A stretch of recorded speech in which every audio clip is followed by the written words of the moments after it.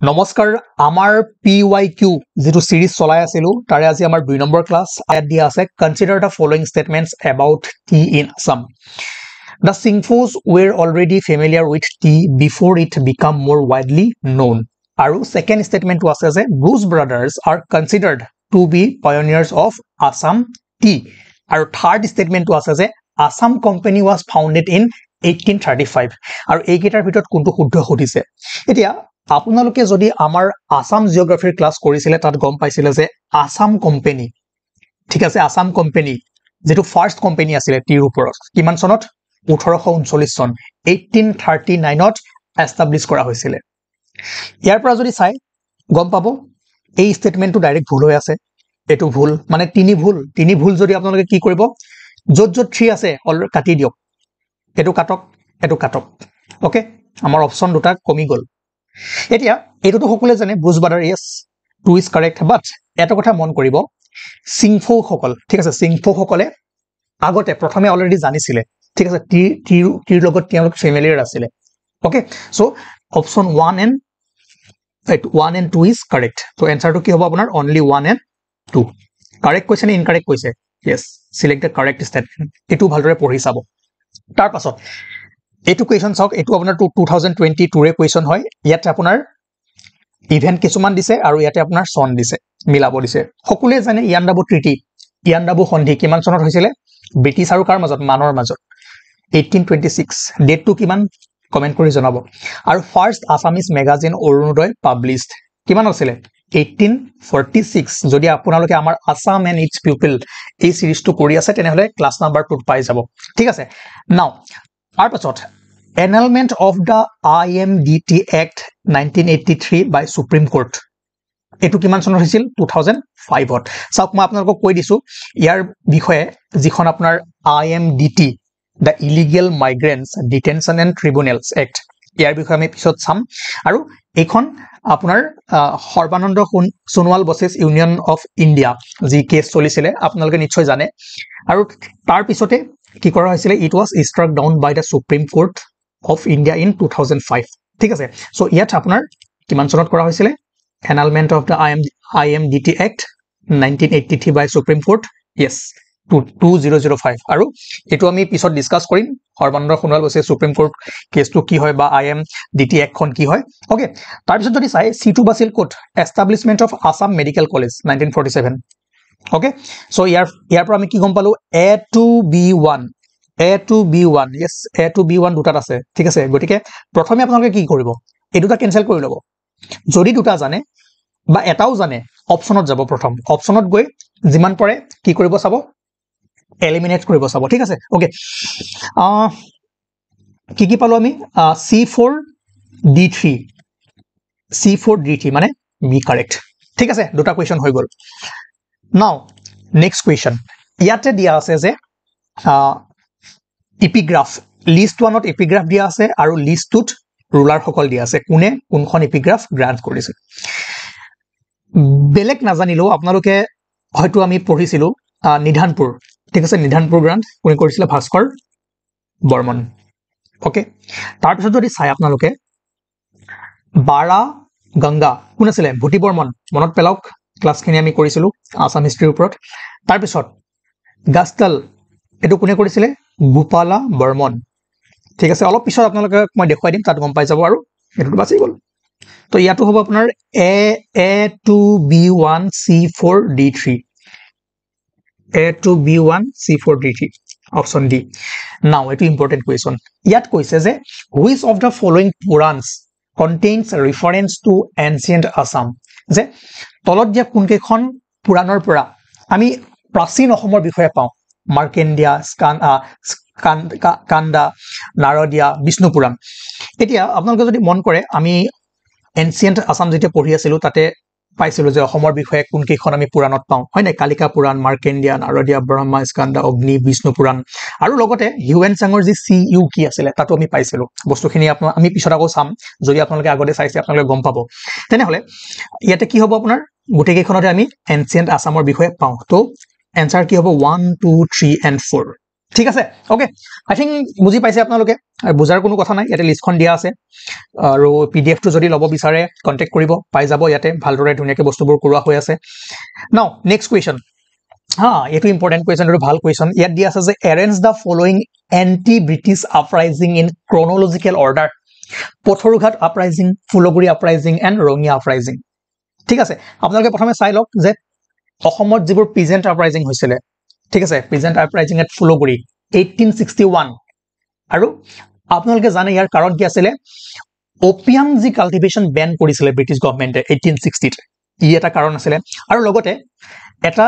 কি ওলাইছিল ৰিউমাৰ এটা ওলাইছিল যে ব্ৰিটিছ গভৰ্ণমেণ্টে বেটেল নাট আৰু বেটেলৰ ওপৰত কি কৰিব টেক্স বহাব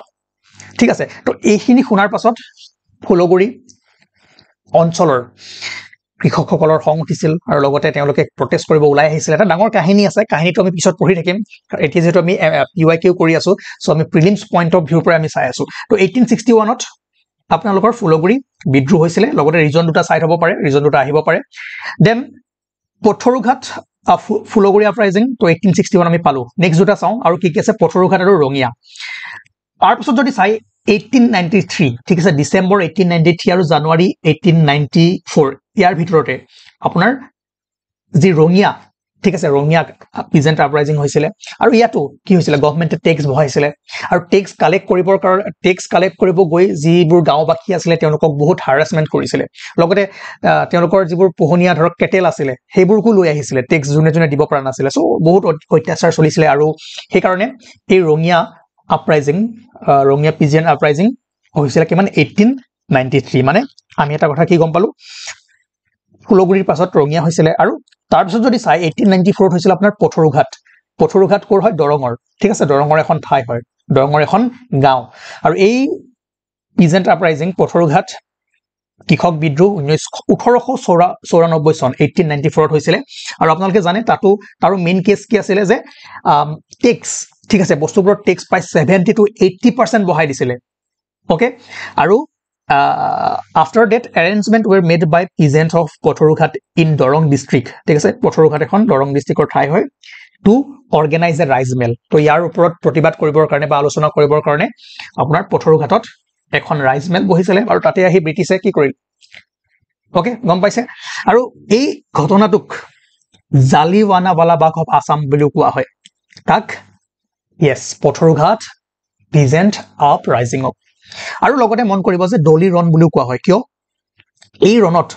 আপোনাৰ এটা ৰিজন মতে যেতিয়া ব্ৰিটিছে খেতিয়কসকলক পথৰুঘাটৰ খেতিয়কসকলক আক্ৰমণ কৰিছিল তেতিয়া মানে কি হৈছিল খেতিয়কসকল আক্ৰমণাত্মক হৈছিল তলত থকা দলি চপৰা মাটি হিল হেবোৰেৰে কি কৰিছিল এটেক কৰিছিল পুলিচক সো তাৰ পৰা ডলি ৰন বুলি আমি গম পাও লগতে ডলি পুৰাণ তাৰ পৰা আমি ইয়াৰ বিষয়ে আমি জানো ঠিক আছে পথৰুঘাট peasant uprising গতিকে ইয়াৰ পৰা যদি আমি চাও কি পাব প্ৰথম হৈছিল আপোনাৰ ফুলগুৰি তাৰ পিছত ৰঙিয়া তাৰ পাছত পথৰুঘাট ঠিক আছে ডেট কেটা গম পালে 231 আছে নে কৰবা 2 no yes 231 yes option B is correct okay তো ইজি কোৱেশ্চন আপোনালোকে বস্তুবোৰ গম পাই গল তাৰ পাছত ইয়াত মিলাব দিছে arrange the following external invasion of Assam in chronological order ঠিক আছে ইয়াত invasion of Bakhtiyar Khilji invasion of Turbak invasion of Mir Jumla invasion of Sikandar Shah মই এটা লিষ্ট দি দিছো এখন মতে চাওক ইনভেজন খিনি যদি চাই Bakhtiyar Khilji তাৰ পিছত Ghiasuddin Iwas Khilji Tughril Khan Muhammad Shah Sikandar Shah Alauddin Hussein Shah Turbak Khan Mir Jumla গতিকে ইয়াৰ ভিতৰত যদি চাই Bakhtiyar Khilji প্ৰথম আহিব তাৰ পিছত যদি চাই এলিছখন Sikandar Shah okay Sikandar Shah then Turbak Khan yes Turbak Khan আৰু Mir Jumla মানে 1423 আছে নে কৰবাত 1423 yes option B is correct okay এটো মনত ৰাখি থব এটো অৰ্ডাৰটো দিবও পাৰে এই কেজন নেদি ইয়াৰ পৰা মাজৰ পৰা কোনোবা কেজন দি দিব পাৰে আপোনালোকে মনত ৰাখি থৈ দিব তেনেহলে কৰিব পাৰিব okay easy very easy now next question এটো একদম এই দুটা কোৱেশ্চন ইজি আমি আপোনালোকে যদি আমাৰ ক্লাছবোৰ কৰি আছে তেনেহলে ডাইৰেক্ট কৰিব পাৰিব পজ কৰি নিজে আনসাৰবোৰ কৰিব পাৰিব প্ৰথম কোনটো কৰো yes প্ৰথম এটো কৰো দুইটা ইজি ইয়াত কৈছে with reference to the geopolitical situation of selected districts of Assam which of the following statement is correct বাদ দিয়ক মানে ইয়াত তিনটা স্টেটমেন্ট দিছে কোনকেটা কাৰেক্ট কৈছে number 1 all BTR district share border with Bhutan প্ৰথমে আপোনালোকে জানিব লাগিব যে বিটিআৰত কি ডিস্ট্ৰিক্ট আছে হয় না পিছত আমি চামগৈ নাও মেপখন আমি ওকে সাম তাৰ আগত আমি অপচন কি কয় statement কেটা পঢ়িলও Cachar district shares border with the state of Manipur Mizoram Tripura and Meghalaya so মেপখন ভালদৰে জানিব লাগিব আৰু 10 বাৰতকৈ ওপৰত আমি আসাম মেপ পঢ়াইছিলো আসাম জিওগ্ৰাফি সেশনত তাৰ পিছত 3 নম্বৰ স্টেটমেন্টটো দিছে the district of Dhubri Cachar and Karimganj share border with Bangladesh আমি তিনিৰ পৰাই যাওঁ ঠিক আছে 3 নম্বৰ স্টেটমেন্টটো চাওঁ কি কৈছে ধুবুৰী কাছাৰ এণ্ড কৰিমগঞ্জে বাংলাদেশৰ লগত বৰ্ডাৰ শেয়াৰ কৰে হয় না নহয় চাওঁ এখন আপোনাৰ বাংলাদেশৰ লগত ধুবুৰী কৰি আছে কৰিমগঞ্জ এণ্ড কাছাৰ yes বাংলাদেশৰ লগত এই তিনিখন ডিস্ট্ৰিক্টে কি কৰিছে বাউন্ডাৰী শেয়াৰ কৰিছে ওকে yes I know আমি পাই গলো সব মই আকৌ কৈছো প্ৰথমে আপোনালোকে এলিমিনেট কৰিব যাব যেহেতু আমি এটা প্ৰেক্টিস কৰি আছো অলৰেডি মই বহুখিনি নিয়ম শিকাই দিছো কেনেকে অপচনটো খৰু কৰিব পাৰে কিন্তু এতিয়া যেহেতু আমি প্ৰেক্টিস কৰি আছো হেকাৰণে গুটেখিনি বস্তুৱে চাম গুটেখিনি বস্তু আমি কি কৰিম ডিসকাস কৰি যাম ওকে তাৰ পাছৰ 2 নম্বৰ স্টেটমেন্টটো চাও Cachar district share border with Kasar district share border with the state of Manipur, Mizoram, Tripura and Meghalaya. Kasare কি কৈছে Manipur, Mizoram, Tripura and Meghalaya লগত border share কৰে হয়নে নহয় এখন কাছাৰ মণিপুৰৰ লগত কৰে yes কৰে মেঘালয়ৰ লগত কৰে মিজোৰামৰ লগত কৰে ত্ৰিপুৰাৰ লগত নকৰে কাছাৰে ত্ৰিপুৰাৰ লগত নকৰে ঠিক আছে কাছাৰে চাওক মণিপুৰৰ লগত কৰি আছে মেঘালয়ৰ লগত কৰি আছে আৰু মিজোৰামৰ লগত কৰি আছে ত্ৰিপুৰাখন এইখন দেখিছে ত্ৰিপুৰাৰ লগত নকৰে ইয়াৰ পৰা আপুনি কি গম পালো যে 2 নম্বৰ স্টেটমেন্টটো আমাৰ ভুল হৈ গল এটো ভুল সো যেহেতু কাৰেক্ট বিচাৰিব দিছে যত 2 আছে ন অপচন কেটা প্ৰথমে আতৰাই দিয়ক মানে এটো আৰু এটো গলে থাকিল কি only 1 আৰু 1 and 3 আমি তো 3 টো পালোৱে শুদ্ধ বুলি এটা 1 2 চাও all BTR districts share border with Bhutan এটা BTR ৰ ভিতৰত কোন কেখন ডিস্ট্ৰিক্ট আছে ঠিক আছে হেখিনি আমি জানিব লাগিব প্ৰথমে এটা ভুটান যদি চাই ভুটানৰ লগত আপোনাৰ কুকুৰাজাৰ চিৰাং বাক্সা উডালগুৰি এই চাৰিখন ডিস্ট্ৰিক্টে কি কৰি আছে শেয়াৰ কৰি আছে বাউন্ডাৰী এখন আছে তামুলপুৰ ওকে গটিকে আপোনালোকে যদি চাই BTR বড়োলেণ্ড টেৰিটৰিয়েল এৰিয়া কি আছিল BTR ফুল ফৰ্ম কি আছিল BTC বা BTR বড়োলেণ্ড টেৰিটৰিয়েল ৰিজন এতিয়া যদি চাই গুটেই কেখন ডিস্ট্ৰিক্টে কি কৰি আছে ভুটানৰ লগত আপোনাৰ boundary share কৰি আছে so option 1 is also correct okay গটিকে ইয়াৰ answer টো কি হ'ব 1 and 3 only ঠিক আছে 1 and 3 only C ঠিক আছে correct answer C মনত ৰাখিব এটো ভুল okay আপোনালোকে আসাম জিওগ্ৰাফিৰ ক্লাছবোৰ চাব চালে আপোনালোকে গম পাই যাব ইয়াত আমি বহুত ভালদৰে মেপখন পঢ়াইছো নাও এটো কোৱেছনো আপোনাৰ 2022 ৰে হয় ইয়াত কি কৈছে যে with reference to the tributaries of the Brahmaputra and Barak rivers in Assam which of the following is are correct ইয়াত কি কৈছে Huankiri Jiabharali Dikho Manas North Bank tributaries of Brahmaputra আৰু বুঢ়ীদিহিং ভুগদৈ কপিলি কৃষ্ণাই South Bank tributary of Brahmaputra তাৰ পিছত কি কৈছে Dhaleshwari Raidak Longai Jiri tributary of Barak river এটো একেবাৰে ইজি হয় না এইকেখন আপোনাৰ the northern major tributary of Brahmaputra river ঠিক আছে এখিনি আপোনাৰ উত্তৰ পাৰৰ নদী ব্ৰহ্মপুত্ৰৰ উত্তৰ পাৰৰ উপনৈ কি আছে আই জিয়াধল হুৱনখিৰি ৰঙানৈ ডিক্ৰং বুৰৈ বৰগংগা জিয়াভৰালি গাভৰু হয় না পাঁচ নৈ জিয়াধনচেৰি বৰনদী পুঠিমাৰি তেনেকৈ সাউথ বেংক ৰিভাৰ খিনিও আছে আপোনাৰ সাউথ বেংক এখিনি চাব বাকি এইখন আছে আপোনাৰ বৰাকৰ মনত ৰাখিব বৰাকৰ এখিনি নৰ্থ বেংকৰ জিৰি ডালু লবক জাতিংগা মাদুৰা লাৰাং এখিনি আপোনাৰ নৰ্থ বেংক আৰু এখিনি আপোনাৰ সাউথ বেংক সুনাই সিংলা ঠিক আছে কাটাখাল লংগাই আৰু ধলেশ্বৰী গটিকে এই লিষ্টখন আপোনাৰ সন্মুখত আছে বাকি এই অপচন কেটা এটোতে একো টান নহয় দেখাত ডাঙৰ লাগিছে আপোনালোকৰ নদীখিনিৰ নাম যদি চাই বৰাকত সাউথ বেংক নৰ্থ বেংক কৰি দিয়াই নাই ঠিক আছে তো এটো ইজি হৈ গল বাকি ইয়াত আপোনালোকে সাউথ কোনখন নৰ্থ কোনখন চাই ফালে এই কোৱেছনটোৰ এনসাৰ কৰক ঠিক আছে 43 হোমৱৰ্ক লিষ্টখন আকৌ দিছো স্ক্ৰিনশ্বট মাৰক চাই লওক নাই নাও নেক্সট কোৱেছন ইয়াত আমি প্ৰথমে এটো কৰিম ওকে এটো কৰো ভাস্কৰ আব্দ which has been added to the official calendar of government of Assam is counted from etu boria question the date of accession of Bhaskar Burman the date of birth of Bhaskar Burman the date of death of Bhaskar Burman none of the above ami jetia পঢ়ি আছিলো আপোনালোকে নিশ্চয় গম পাইছিলে হয়নে বৰ্মন ডাইনেষ্টিৰ বিষয়ে গুটেখিনি কিংৰ বিষয়ে আমি চাইছিলো Bhaskar Burmanৰ বিষয়ে আমি চাইছিলো যে Bhaskar Burmane 594 এডিত ৰাজ্যভাৰ গ্ৰহণ কৰিছিলে আৰু এই দিনটোৰ পৰাই কি আৰম্ভ হৈছিলে ভাস্কৰাব্দ সেইকাৰণে মই বাৰে বাৰে এই পইণ্টত কিয় সময় দিছিলো যে ভাস্কৰাব্দটো ডেট নে বাৰ্থ হয় নে কি হয় ঠিক আছে যোনদিনাখনৰ পৰা শাসনভাৰ বা ৰাজ্যভাৰ গ্ৰহণ কৰিছিলে সেইদিনাখনৰ পৰা আমি কি পাওঁ ভাস্কৰাব্দ পাওঁ লগতে যেহেতু টপিকটোত আহিলো আপোনালোকে চাব তেওঁক আমি কুমাৰা ৰজা বুলিও জানো আৰু হিউৱেন চাং 642 to 43 এডিৰ ভিতৰত কামৰূপলৈ আহিছিলে হয় নে আপোনালোকে জানে হিউৱেন-চাং আৰু নিধানপুৰ গ্ৰান্টছ অলৰেডি আমি কৰিলো ন এটা কোৱেশ্চন ইয়াৰ আগত আৰু হিউৱেন-চাং প্ৰথম নালান্দা ইউনিভাৰ্চিটিলৈ আহিছিলে দাও আৰু আপোনালোকে জানে হিউৱেন-চাঙে এখন কামৰূপক এখন তেওঁৰ একাউণ্ট আছিলে য'ত কামৰূপৰ বিষয়ে ডেছক্ৰাইব কৰিছিলে CU কি মনত ৰাখিব এইখন আছিলে হয় নে CU কি য'ত আৰু দুটা ফলৰ বিষয়ে আমি পাইছিলো কি আছিলে কঁঠাল আৰু নাৰিকল হয়নে মনত পৰিছে ক্লাছখিনি আৰু লগতে মন কৰিব যে ভাস্কৰ বৰ্মনে হিউৱেন-চাঙক এটা গিফ্ট কৰিছিলে কেপ এটা গিফ্ট কৰিছিলে ঠিক আছে গিফটেড কেপ তাৰ নাম কি আছিলে হলালি সো গোটেইকেইটা পইণ্ট একদম ইম্পৰ্টেণ্ট হয় আৰু বৰ্মন ডাইনেষ্টিৰ ৰজাসকল জানে পুষ্য বৰ্মন ফাউণ্ডাৰ সমুদ্ৰ বৰ্মন বল বৰ্মন কল্যাণ বৰ্মন মহেন্দ্ৰ বৰ্মন ভূতি বৰ্মন ভাস্কৰ বৰ্মন ঠিক আছে আৰু ইয়াৰ ভিতৰতে আপোনালোকে জানে অশ্বমেধ যজ্ঞ কোনে কৰিছিলে তাৰপিছত আপোনাৰ ডবকা মই কৈছিল না কল্যাণ বৰ্মনৰ লগত কি মনত ৰাখিব লাগিব ডবকা ইউ চাই আৰু চাইনালৈ কোনে পঠাইছিলে ডিপ্লোমেটছ তো এই বস্তুখিনি আপোনালোকে হয়তো যদি আমাৰ ক্লাছবোৰ কৰিছে গম পাইছে ঠিক আছে সো এইখিনি আমি পইণ্ট গম পালো ইয়াতে আমি কি গম পালো যে ইয়াৰ এনসাৰটো কি হ'ব ইয়েস অপচন এ ঠিক আছে নাও লাষ্ট কোৱেশ্চন আজিৰ আমাৰ লাষ্ট কোৱেশ্চন এটো যে in which year Assam region was separated from the Bengal presidency ইয়াৰ এনসাৰ হ'ব আপোনাৰ কি হ'ব answer In 1874, the Assam region was separated from the Bengal presidency.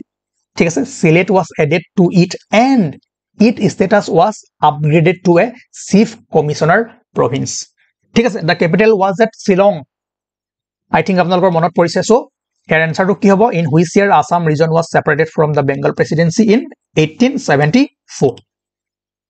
ঠিক আছে সো আজি আমি এইকেইটা কোৱেশ্চন কৰিলো এইকেইটা আপোনাৰ PYQ আছিলে আৰু কোৱেশ্চনৰ লগতে আমি ধুনিয়াকে কি কৰিছো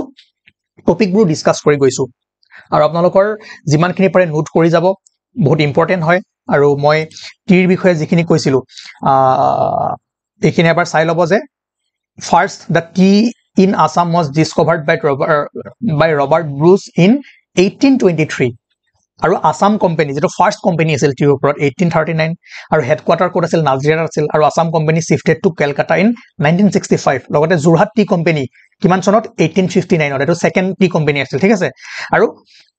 টকলাই ৰিসাৰ্চ ষ্টেচন 1911 চন কোট যোৰহাটত research on cultivation and manufacturing of tea ইয়াৰ কাৰণে এটো কি কৰিছিলে বনাইছিলে আৰু আপোনালোকে জানে tea auction centre was established in Guwahati in 1970 আৰু গুটেই কেইটা পইণ্ট বহুত বেছি ইম্পৰ্টেন্ট হয় আৰু আপোনালোকে জানে যে অসমে ইণ্ডিয়াৰ যিমানবোৰ ষ্টেট আছে তাৰে ভিতৰত অসমে আটাইতকৈ বেছি কি কৰে চাহ প্ৰডিউস কৰে আৰু more than 50% চাহ ইণ্ডিয়াৰ যিমান প্ৰডাকচন হয় more than 50% কোট হয় অসমত প্ৰডিউস হয় আৰু about 1/6 of the tea produced in the world আৰু world পৃথিৱীত যিমান চাহ প্ৰডিউস হয় তাৰে 1/6 ঠিক আছে 1/6 কোট হয় অসমত হয় গতিকে এই দুটা বস্তু মনত ৰাখিব যে Assam produces more than 50% of India's tea production ঠিক আছে 50% of India's tea production more than and about 1/6 of tea produced in the world okay ঠিক আছে বাকি গুটেই কেইটা পইণ্ট বহুত ইম্পৰ্টেন্ট যোৱাবাৰ এটো আহিলে এবাৰ নেক্সট ইয়াৰ পৰা কোনবা এটা পইণ্ট ষ্টেটমেন্ট হিচাপে দিব পাৰে আৰু কোৱেশ্চনটো বনাব পাৰে তেনেকৈ আপোনালোকে আজি IMDT ৰ বিষয়ে গম পালে কোনটো কেছ কিমান চনত এখন বন্ধ কৰি দিছিলে আমি প্ৰাগজ্যোতিষপুৰ অৰিজিন বা কামৰূপ নামৰ অৰিজিন কি অলৰেডি আমি এবাৰ পঢ়িছিলো আকৌ আমি পিছত চাম এতিয়া আমি প্ৰথমে MCQ খিনি কৰি যাম MCQ ৰ লগত যিখিনি বস্তু লাগে সেইখিনি আমি গম পাম তেনেকৈ আমি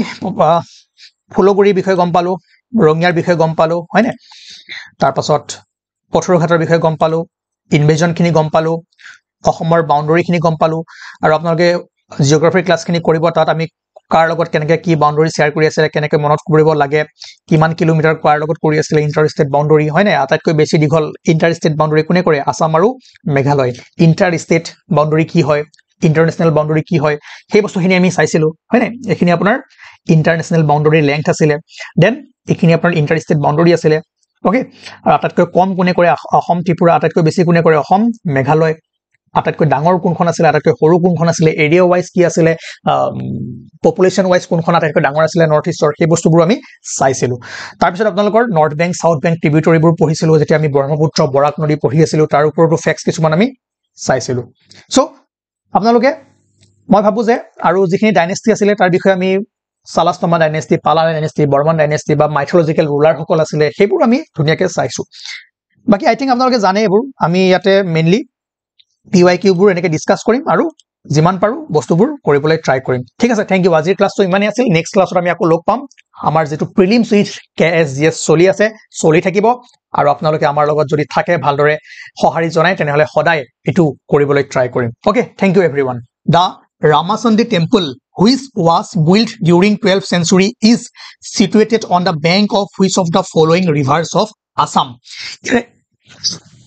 ইয়াৰ এনসাৰটো হ'ব মাহুৰ ইয়াতে মই লিখি থৈ দিছো যে Ramasandi temple এটা এনসিয়েন্ট টেম্পল হয় অসমৰ 12th centuryত আপোনাৰ এটো বিল্ড কৰা হৈছিল বনোৱা হৈছিল আৰু কোড আছে আপোনাৰ in the bank of Mahur river ঠাইখনো মনত ৰাখি থব মাইবং ঠিক আছে ডিস্ট্ৰিক্ট ডিমা হাছাও গতিকে এইবাৰ কি খুদিব পাৰে যে মাহুৰ ৰিভাৰ বা মাইবং এই ঠাইখন কোনখন ডিস্ট্ৰিক্টত আছে আমি কোৱেশ্চন কৰিম PYQ কোৱেশ্চনবোৰ কৰিলে গম পাব যে কেনেকুৱা টাইপৰ কোৱেশ্চন প্ৰিলিমছত খুদে গতিকে এই সৰু সৰু ইনফৰমেশনবোৰো বহুত ইম্পৰ্টেন্ট হৈ যায় ঠিক আছে ওকে আশা কৰো আপোনালোকে এইটো কোৱেশ্চন বুজি পাইছে আৰু কৰিব পাৰিব নাও নেক্সট কোৱেশ্চন এইটো আপোনাৰ 2022 ৰ কোৱেশ্চন আছিল ইয়াত লিখা আছে যে consider the following events about the year 1926 in the context of Assam ঠিক আছে 1926 চনত যদি অসমৰ ঘটনাবোৰ চাই তাৰ ভিতৰত যদি চাই birth of doctor Bhupen Hazarika annual session of INCS at Pandu formation of Assam Pradeshik Mohila Committee ইয়াৰ ভিতৰত 1926 ত কোনকেইটা ইভেন্ট হৈছিল চাওক আমি যেতিয়া বস্তুবোৰ পঢ়ো ডাইৰেক্ট 1926 ত আমি পঢ়িছিলো যে ডক্টৰ ভূপেন হাজৰিকাৰ জন্ম কেতিয়া হৈছিল আমি কৰিছিলো MCQ এটা কৰিছিলো 1926 সেইটো বস্তু তেনেকে নিদি এটা লাইন বনাই দিলে গতিকে স্টেটমেন্ট আহিলেও বস্তুটো কোনো টান নহয় যিবোৰ বস্তু আমি কৰি আছো সেইখিনি বস্তু জাস্ট স্টেটমেন্ট বনাই দিব তাতে আমি টেকেল কৰিব লাগিব ওকে এতিয়া আপোনালোকে নিশ্চয় জানে আমি ডক্টৰ ভূপেন হাজৰিকাৰ বিষয়ে যেতিয়া পঢ়িছিলো আপোনালোকে সিৰিজটো চাব যেটো আমাৰ আসাম এণ্ড ইটস পিপল চলি আছে তাত চাইছিলো আমি ন ডক্টৰ ভূপেন হাজৰিকাৰ জন্ম হৈছিল 1926 ত ইয়াৰ পৰা আমি গম পাও যে 1926 ত এটো ঘটনা হৈছিল ডক্টৰ ভূপেন হাজৰিকাৰ জন্ম হৈছিল তাৰ পিছত আপোনালোকে মন কৰিব যে কংগ্ৰেছৰ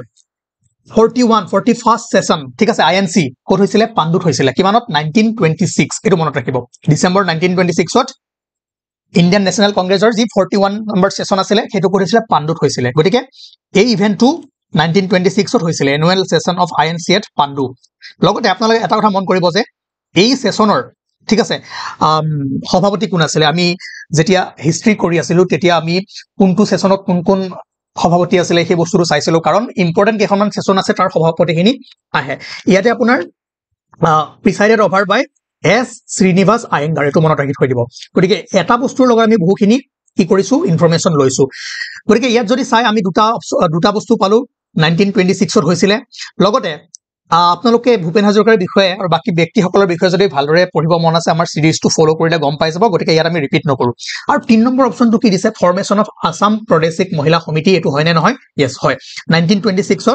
ত আসাম প্ৰদেশিক মহিলা সমিতিও কি হৈছিল গঠন হৈছিল আৰু কোনে ফাউন্ডাৰ কোন আছিল চন্দ্ৰপ্ৰভা শইকীয়ানী এটো মনত ৰাখিব ঠিক আছে চন্দ্ৰপ্ৰভা শইকীয়ানী তেওঁ অল আসাম প্ৰাদেশিক মহিলা সমিতি কি কৰিছিল ফাউন্ড কৰিছিল আৰু লগতে মন কৰিব যে সি ফাউন্ডেড দা APMS মানে অল আসাম প্ৰাদেশিক মহিলা সমিতি in 1926 with primary objective of promoting education among women ঠিক আছে লগতে তেওঁৰ বিষয়ে আমি পিছত ভালদৰে যেটা পঢ়িম বা আমাৰ সিৰিজটোত পঢ়ি আছে তাত চাব যে কিমান সনত কি ভাৰতৰ স্বাধীনতা আন্দোলনত তেওঁ কেনেকৈ আগভাগ লৈছিল সেই বস্তুবোৰ ধুনীয়াকৈ লিখা আছে হি অলসো টুক এ proactive rule in civil disobedience movement of 1932 হয় না the non cooperation movement of 1920-21 তাত তেওঁ আগভাগ লৈছিল লগতে তেওঁ পদ্মশ্ৰী কেতিয়া দিয়া হৈছিল ওকে আৰু লগতে তেওঁৰ ওপৰত ডাক টিকট কিমান সনত বনোৱা হৈছিল এই বস্তুখিনি আমি অলৰেডি চাই আহিছো ইনফৰমেশন খিনি লৈ থব গতিকে আমি কোৱেশ্চনটোত যাও যে 1926 ত এই গুটে তিনিটা ইভেন্টে হৈছিল তেনেহলে কাৰেক্ট আনসাৰ কি হ'ব 1 2 and 3 তাৰ পাছত এনেকুৱা কোৱেশ্চন আজিকালি ফেভাৰিট হৈ গৈছে আৰু আপোনালোকে ডিস্ট্ৰিক্টবোৰ চাব লাগিব আৰু আমি ক্লাস কৰাম প্ৰত্যেকখন ডিস্ট্ৰিক্টত গৈ কোনখিনি প্লেস ইম্পৰ্টেন্ট সেই বস্তুখিনি আমি চাম চিন্তা কৰিব নালাগে এতিয়া যদি চাই ইয়াত মিলাব দিছে এফালে আপোনাৰ প্লেস আছে আৰু এফালে আপোনাৰ ডিস্ট্ৰিক্ট আছে ভালদৰে যদি মন কৰে মুৰকং সেলেক ঠিক আছে এটো এটা কি আছিল হা ট্ৰেইন ষ্টেচন ৰেলৱে ষ্টেচন আছে এটো ক'ত আছে আপোনাৰ জানেন ধেমাজি ঠিক আছে তাৰ পিছত আপুনি যদি চাই এৰ লগত 4 ঠিক আছে এৰ লগত 4 বাকি কেইটা আপুনি নাজানে এৰ লগত 4 জানে গটিকে এই দুটা লগে লগে কি কৰক এলিমিনেট কৰি দিয়ক তেতিয়া কি হ'ব যিমান অপচন কমি আহিব কিমান আপোনাৰ এফিচিয়েন্সিটো বাঢ়ি যাব ঠিক আছে তাৰ পাছত এটা মন কৰিব কাটলিসেৰা এইটো আছে আপোনাৰ হাইলাকান্দি ডিস্ট্ৰিক্টত মনত ৰাখিব কাটলিসেৰা হাইলাকান্দি ডিস্ট্ৰিক্ট ঠিক আছে এতিয়া সব B3 A4 B3 বা ইয়া দুইটা মিলি আছে আপুনি এতিয়া ইয়াক এলিমিনেট কৰিব নোৱাৰে ঠিক আছে বাকি বেলেগ যদি জানে কৰিব পাৰে তো আপোনাৰ এটো ডিপেন্ড কৰিব কোনে কোনটো বস্তু জানে ঠিক আছে টুকেশ্বৰী যদি চাই টুকেশ্বৰী আছে আপোনাৰ গোৱালপাৰা মই লিষ্ট এখন দিছিলো তাত পাইছিলে C1 আৰু বকলিয়া আছে আপোনাৰ Karbi Anglong C1 D2 what goal yes C1 D2 গটিকে ইয়াৰ आंसर হ'ব আপোনাৰ এটো B ঠিক আছে নোট কৰি ৰাখিব নাও next question yes next question আছে যে ইয়াত কৈছে আসাম শেয়াৰ্স হাৰ বৰ্ডাৰ্স উইথ অসমে কাৰ লগত বৰ্ডাৰ শেয়াৰ কৰে সব সিকিম নকৰে ঠিক আছে চকুত পৰিল নে সিকিমৰ লগত নকৰে আমি একদম জিওগ্ৰাফি ফাৰ্স্ট ক্লাছতে কৰাইছিলো গটিকে যত যত 3 আছে ডাইৰেক্ট প্ৰথমে কাটি যাও 3 কাটক ইয়াত 3 আছে কাটক বাছিলে কোট এ আৰু সি সব এই বস্তুটো জানিব লাগে তথাপিও মই কৈ আছো যে আপোনালোকে এনেকৈ বস্তুবোৰ কৰিব লাগিব সো যদি চাই মণিপুৰৰ লগত কৰে ত্ৰিপুৰাৰ লগত কৰে হয় না ওয়েস্ট বেংগলৰ লগতো কৰে সো 1 2 and 4 আছে নে কৰবাত আছে 1 2 and 4 তো অপচন সি ইজ কাৰেক্ট ঠিক আছে আমি যেতিয়া আসাম জিওগ্ৰাফি পঢ়িছিলো তাত কৈছিলো যে অসমে নৰ্থ ইষ্টৰ কেইখন সিকিমক বাদ দি বাকি কেইখনৰ লগত কি কৰে বাউন্ডাৰী শেয়াৰ কৰে আৰু পশ্চিম বংগৰ লগত ওয়েস্ট বেংগলৰ লগত কৰে ভাৰতৰ টোটাল 7খন ৰাজ্যৰ লগত অসমে বাউন্ডাৰী শেয়াৰ কৰে আৰু নৰ্থ ইষ্টত 6খনৰ লগত কৰে সিকিমৰ লগত নকৰে ঠিক আছে তো 1 2 and 4 এটো মই অলপ পিছত আহি আছো এটো একেবাৰে ইজি হয় Now next question yes etu apnar 2022 question asile yat disa je which one of the following capital cities of northeastern region is proposed to be connected with Bangladesh via rail route as part of the Act East policy Agartala Akhura etu apnaloke akha koru monot ase khine mi porhisil hoy na Agartala Akhura rail link hoy na gotike answer to hobo ki apnar Agartala এইবাৰ দিছে যে ইয়াত ইউনিভাৰ্সিটিৰ নাম আছে আৰু ইয়াত ডিস্ট্ৰিক্টৰ নাম আছে বা প্লেস ঠাইৰ নাম আছে মিলাব লাগে ওকে সো এইবোৰ বস্তু অকমান মনত ৰাখিব লাগিব তথাপিও যদি দুইটা বস্তু জানে আমি অপচনত খেলিব পাৰিম Assam science and technology university আস্তু এখন আছে আপোনাৰ গুৱাহাটীত সকলোৱে জানে আৰু হেকাৰণে D4 তিনটা অপচনতে আছে যাতে আপোনালোকে হেৰি কৰিব এলিমিনেট কৰিব নোৱাৰে সো যি নহওক এটা কৰিব পাৰিলে ইয়াৰ লগত বহুত হিষ্ট্ৰী জড়িত হৈ আছে কাৰণ আমি ইটো পঢ়িছিলো এইচিত আসাম ইঞ্জিনিয়াৰিং কলেজত ইয়াতে কোভিডৰ টাইম আহিছিল তেতিয়া এক্সামৰ মাৰ্কস কম হবৰ কাৰণে কম মাৰ্কসৰ এক্সাম হবৰ কাৰণে প্ৰটেষ্ট কিবাৰ কাৰণে প্ৰটেষ্ট সো মানে আস্তু বহুত দিনৰ দেখি হলে ভাল লাগি গল ওই জবি হ নাও তাৰ পিছত যদি চাই ৰবীন্দ্ৰনাথ টেগোৰ ইউনিভাৰ্সিটি আছে আপোনাৰ হুজাইত ঠিক আছে মনত ৰাখিব তাৰ পিছত যদি চাই ভট্টদেৱ ইউনিভাৰ্সিটি এটো আপুনি পাঠশালাত আছে ওকে আৰু কুমাৰ ভাস্কৰ বৰ্মন সংস্কৃত এণ্ড এনচিয়েন্ট ষ্টাডিজ ইউনিভাৰ্সিটি আছে আপোনাৰ নলবাৰী সো কি হল আপোনাৰ A3 B1 বাস C2 ৰবীন্দ্ৰনাথ টেগোৰ হোজাই আৰু D4 Assam science and technology university Guwahati okay নাও নেক্সট কোৱেশ্চন ইয়াত দিয়া আছে যে the Indian Space Research Organization ISRO will start a project network for space object tracking and analysis NETRA in Assam near Guwahati. Where will the proposed radar facility be established? Are eto to Sondapur hoy na ami bahut bar korisu okay eto 2022 question asile 22 মনত ৰাখিবলৈ চন্দ্ৰপুৰ মনত ৰাখিব আৰু ছয়গাঁওটো কিবা এটা আমি famous পাইছিলো কিবা টেকনলজি পাৰ্ক এখন আছিলে কি মনত পেলাওক কমেন্ট কৰি জনাওক আৰু এই কোৱেশ্চনটো চাওক ইয়াত দিছে যে find the Dada Saheb Phalke award from the following doctor Bhupen Hazarika Asha Parekh Rajinikanth Amitabh Bachchan এওঁলোকৰ ভিতৰত কোনে কোনে দাদা সাহেব ফালকে এৱাৰ্ড পাইছে চাওক মই আপোনালোকক এটা কাৰেণ্ট এফেয়াৰ্ছ ক্লাছ কৰাইছিলো যেতিয়া দাদা মিথুন চক্ৰৱৰ্তীয়ে দাদা সাহেব ফালকে এৱাৰ্ডছ পাইছিলে সেই সময়ত দাদা সাহেব ফালকে এৱাৰ্ডনো কোন কি হয় কোনে কিমান চনত পাইছিলে আৰু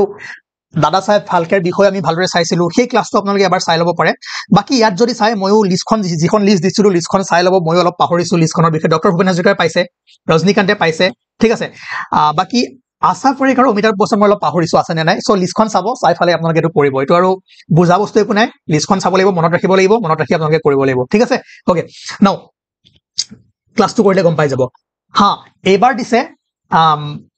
প্লেস কিছুমান দিছে আৰু নদীৰ কোনখন নদীৰ পাৰত এইকেইখন ঠাই অৱস্থিত ওকে বৰাক সৰি এইকেইখন নদী আৰু এইকেইখন আপোনাৰ প্লেস বা ঠাই বৰাক নদীৰ পাৰত শিলচৰ A3 দুটাই আছে গতিকে দুটা কাটক আমি ইয়াতে খেলিম এতিয়া তাৰপিছত যদি চাই ধনচিৰি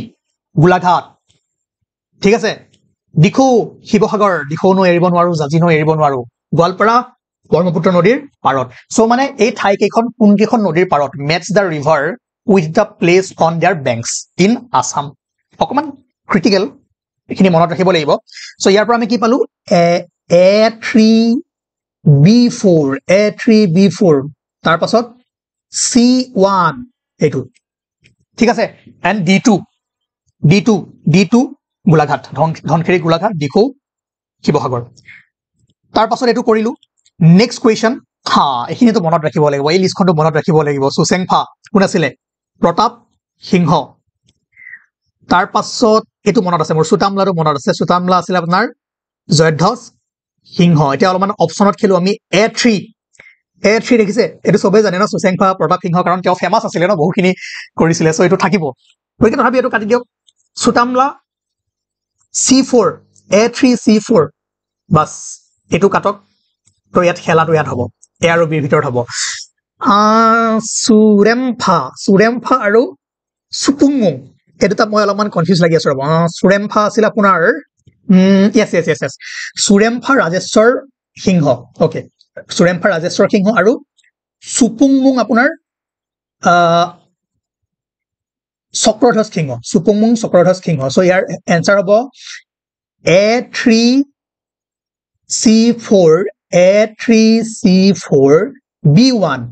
A3C4B1 D2 বাস অপশন নম্বৰ বি ঠিক আছে ওকে তাৰ পিছত দিছে যে arrange in descending order the population in Assam by languages as per census 2011 ঠিক আছে population of Assam as per language যদি চাই Assamese Bengali Bodo Missing এটো ট্ৰেন্ডত আছে ঠিক আছে তাৰ পাছৰ কোৱেশ্চন এটো এটা ইম্পৰ্টেন্ট কোৱেশ্চন তো ইয়াৰ কাৰণে আমি ক্লাছবোৰ কৰিম বাৰু চিন্তা কৰিব নালাগে ইয়াত দিছে যে এইখন আপোনাৰ প্লেস আৰু এইখন ডিস্ট্ৰিক্ট কোড আছে মিলাব দিয়ে তিতাবৰ সকলোৱে জানে যোৰহাট হয় না তাৰ পিছত নাজিৰা শিৱসাগৰ যিখিনি জানে সেইখিনি কৰি যাওক নাজিৰা শিৱসাগৰ A3 হল মানে এটা প্ৰথমে কাটক দুটা থাকি গল ন A3C1 বাস এটাই আছে মাৰি দিয়ক B4 মানে দৌলছালা নলবাৰী দৌলাছাল নলবাৰী আৰু Kharthebari famous for bell metal code আছে বৰপেটা এনেকুৱা কোৱেশ্চন আহিব ইমান চিন্তা কৰিব নালাগে আৰু আপোনালোকে প্ৰিপাৰেচন বঢ়িকে কৰি যাওক আৰু এই সিৰিজটো কমপ্লিট হোৱালৈকে আপোনালোকে বহুখিনি বস্তু পাই যাব ঠিক আছে ইয়াৰ আনসাৰ হল ডি নাও if an individual is awarded with a gold medal called Lasit Borfukan medal as the best army cadet where has he or she passed out from ঠিক আছে এটো মনত ৰাখিব নেশনাল ডিফেন্স একাডেমি ওকে মানে national defence একাডেমিৰ পৰা যিটো best ঠিক আছে আৰ্মি কেডেট মানে আপোনাৰ এৱাৰ্ড পাই তাক আপোনাৰ লাচিত বৰফুকন মেডেল বুলি দিয়া হয় ঠিক আছে গোল্ড মেডেলটো মনত ৰাখিব NDA ওকে নাও নেক্সট কোৱেশ্চন এটো আপোনাৰ 2023 কোৱেশ্চন আছিল কাৰেন্ট এফেয়াৰ্স ৰিলেটেড কোৱেশ্চন আছিল গতিকে এবাৰ আহাৰ চান্সেস কম থাকিব কিন্তু এবাৰ 2024 কোনে পাইছিল হেতু ইম্পৰ্টেন্ট হ'ব ঠিক আছে so who among the following was awarded the Sukaphaa award 2023 Sukaphaa award কোনে লাভ কৰিছে ঠিক আছে সো ইয়াৰ আনসাৰটো কি আছিল আপোনাৰ ধীৰেন্দ্ৰনাথ বেজ বৰুৱা তাৰ পাছত এটোটো আমি দুবাৰ কৰিলো হয় না এটো কৰিলে নকৰো আৰু যে ইয়াতে আপোনাৰ কি দিয়া আছে ওয়াইল্ড লাইফ সেঞ্চুৰী আৰু কোনখন ডিস্ট্ৰিক্টত আছে গিবন যোৰহাট বাকিখিনি আপোনালোকে মিলাই ফালে কি কৰিব কমেন্ট কৰি জনাব নাও নেক্সট কোৱেশ্চন ইয়াত আছে হা ইয়াত এনেকুৱা কোৱেশ্চন বহুখিনি কোৱেশ্চন আহিব এটো আপোনাৰ 2023 কোৱেশ্চন হয় ইয়াতে আপোনাৰ প্লেস ঠিক আছে মেটচ দা ফলোইং প্লেস আৰু এফালে দি আছে ডিস্ট্ৰিক্ট কোড আছে ওকে নাও সেমখৰ কিয় আহিছিল জানেনে হে সময় নিউজত আছিল এটা হেভি নিউজ এটা আছিল তাতে কিবা এখন সিনেমা শুটিং হৈছিল হয় না বাচ্চা এটা মৰি গৈছিল সিনেমা এখনো আহিছিল সো সেমখৰ ডিমা হাসাও D1 এটাই আছে ডাইৰেক্ট কৰিব পাৰে এটো জানা হয় ডাইৰেক্ট কৰিব পাৰে সো কাৰেন্ট এফেয়াৰ্স বোৰ চাই থাকিব লাগে তথাপি আমি কৰো হয় না A4 সিটা জখলা মৰিগাঁও শিলঘাট নগাঁও কি আছিল তাত পাটমিল আছিল নে নাই এটা জিওগ্ৰাফিত পঢ়িছিলো আৰু কুলসি কামৰূপ এখন নদী আছে ঠিক আছে এইফালে আপোনাৰ বিজয়নগৰ ইফালে পাৰ হৈ যোৱাৰ পিছত তাতে আমি হেৰি কৰিছিলো ইন্টাৰ্নশিপ কৰিছিলো কুলসি ৰিভাৰৰ ওপৰত তেতিয়াৰ পৰা মনত আছে ওকে ঠিক আছে তো A4 B3 শিলঘাট মৰিগাঁও সৰি B3 শিলঘাট নগাঁও সৰি সিটা জখলা মই কি কৈ আছো A4 সিটা জখলা মৰিগাঁও ফেমাস হয় নাই তাত চাহ খাব সকলোৱে ৰখে তাৰ পিছত আপোনাৰ শিলঘাট আৰু এটা মন্দিৰ আছে মই জাস্ট ৰাস্তাৰ কাষৰ কথা কৈছো বাকি এফালে সোমাই যাব লাগে সিটা জখলা লাগে তাৰ পিছত আপোনাৰ শিলঘাট নগাঁও সেমখৰ ডিমা হাসাও কুলসি কামৰূপ ঠিক আছে কামৰূপ ৰুৰেল ওকে এটো গম পাই গল নাও ইয়াত দিয়া আছে যে match the following folk dance আৰু উইথ देयर কৰেসপন্ডিং কমিউনিটিজ ঠিক আছে ইয়াতে যদি চাই বৈদিমা এটো আপোনাৰ ডিমাসা সকলৰ হয় ঠিক আছে D1 বৈদিমা ডিমাসা মনত ৰাখক D1 দুটা আছে সো এই দুটা এলিমিনেট কৰক আমি ইয়াতে খেলাটো খেলিম আৰু বিৰ ভিতৰত ওকে দেন বিচিও জামা ডান্স এটো দেউৰী সকলৰ আছিল C4 D1 C4 ওকে পাই গলো आंसर ঠিক আছে D1 C4 দেন B3 মানে হাঙা ঘোড়া বি কি আছিল B3 ৰাভা আৰু এটো সকলোৱে জানে হাসেন কেকান কাৰ্বি ঠিক আছে এটো আমি কৰাইছিলো সিৰিজটো চাব বাকি ইম্পৰ্টেন্ট হয় নোট কৰি ৰাখিব ইয়াৰ পৰা কোৱেশ্চন বেলেগ উঠাই দিব পাৰে ঠিক আছে आंसर হল D